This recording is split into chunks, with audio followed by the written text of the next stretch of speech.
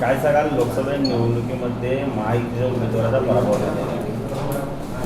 नाही, नक्कीच तिन्ही पक्षाची ताकद इथे खूप मोठ्या प्रमाणात आहे.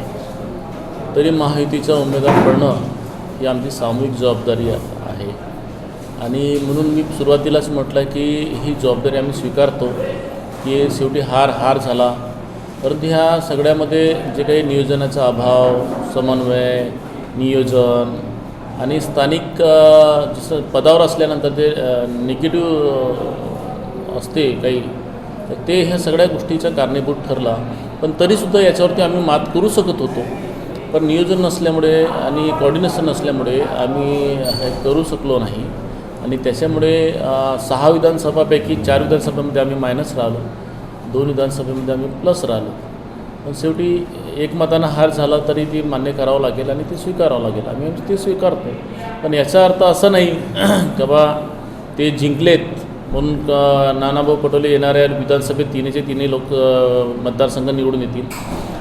उलट आम्ही आता हारल्यानंतर अजूनही आम्ही ताकदीनं आम्ही उभे राहूया आणि जे चुका आमचे झालेले आहेत ते आम्ही रिपेअर करूया आणि येणाऱ्या विधानसभामध्ये तिन्ही विधानसभा आम्ही महायुतीकडे कसं आणता येईल याचा प्रयत्न करूया.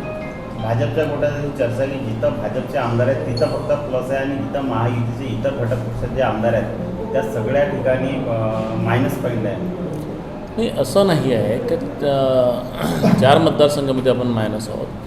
कसं आहे का नियोजन आमच्याकडे मी ह्या भागाचा आमदार आहे, पण माझ्याकडे कुठली जबाबदारी दिली नव्हती का बा तुम्ही तिन्ही पक्षाची जबाबदारी जर घ्या असं म्हटलं असतं तर नक्कीच माझ्याकडे मी ते केलं असतं.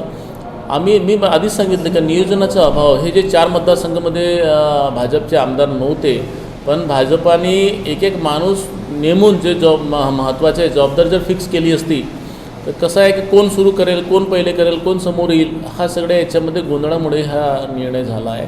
पण शेवटी जे काही चुका झालेत, नियोजन असेल की कुठल्याही असेल, तर त्या चुका तर आम्ही ॲक्सेप्ट करतो की आमची चुका झाली आहे आणि ही न भरणारी चुका आहे, मान्य करतो आम्ही. परंतु आम्ही इथून शिकून दुरुस्त करून येणाऱ्या विधानसभामध्ये आम्ही करू. शेवटी मोदी साहेबांनी आणि एकनाथ शिंदे साहेब, फडणवीस साहेब, अजित पवार साहेबांनी जे राज्यामध्ये काम केलेले आहेत, जे केंद्रातून राज्यात निधी आलेली आहे आणि एवढ्या मोठ्या प्रमाणात काम केलेलं आहे, तर आम्ही विकासाच्या ज्या अजेंड्यावरती आम्ही होतो आणि आहो राहू.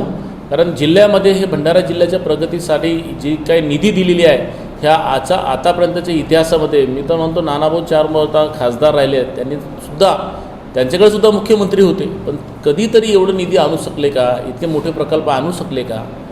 ह्या प्रकल्प आणण्याचा क्रेडिट आमचा आहे, महायुतीचा आहे आणि म्हणून ह्या भरोश्यावरती येणाऱ्या तिन्ही विधानसभा आम्ही जिल्ह्यामध्ये काढू.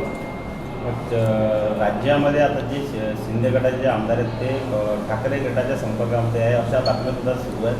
आपला काय विचार आहे? नाही, असं काही चुकीच्या बातम्या आहेत आणि असं नाही एखादा निवडणूक हारली म्हणजे सगळ्याचे सगळे होते असं नाही. महाराष्ट्रामध्ये राज्यामध्ये महायुतीचं सरकार येणार आहे, कारण हे याच्यातून आम्ही तसंही शिकणारे लोक आहोत. त्याच्यामधून शिकलं की आमचं कुठे चुकलात आणि ते चुकल्यानंतर आम्ही ते करू. तसं तर पाहिलं तर काँग्रेस आणि हे शरद पवार गट म्हणा किंवा उद्धव ठाकरे गट म्हणा याच्यामध्ये समन्वय कधीच नव्हता, परंतु त्यांची मजबुरी होती म्हणून ते एकत्र आले. आम्ही निस्वार्थ पद्धतीने एकत्र आलेलो आहोत. शेवटी जनतेच्या विकासासाठी आलेलो आहे, विकासाकरिता आम्ही मत मागणार आहोत आणि विकास झालेला आहे. आजपर्यंत रेकॉर्ड ब्रेक काम झालेलं आहे. नक्कीच जे काही जनतांनी आम्हाला कौल दिलं त्याचे आम्ही ॲक्सेप्ट करतो आहे आणि जनताला पण कळेल का बा ह्या ठिकाणी जे काही महाराष्ट्रामध्ये आघाडीला खासदार दिलेले आहेत ते सगळे खासदार आता विरोधी पक्षामध्ये बसतील. म्हणजे विरोधी पक्षामध्ये बसलं तर त्या ठिकाणी निधी तर कमी येईल ना राज्याच्या केंद्राकडून, तर विरोधी पक्ष असल्यावर निधी कुठून आणणार? तर इनडायरेक्टली जनतेचंच नुकसान झाला. शेवटी केंद्रामध्ये मोदी साहेब तर बसतीलच, तर मग ते जर युतीचे खासदार असते तर त्याचा अजून राज्याला फायदा झाला असता. म्हणून पुन्हा विधानसभेत अशी चुका होणार नाही अशी अपेक्षा करून आम्ही काम करू.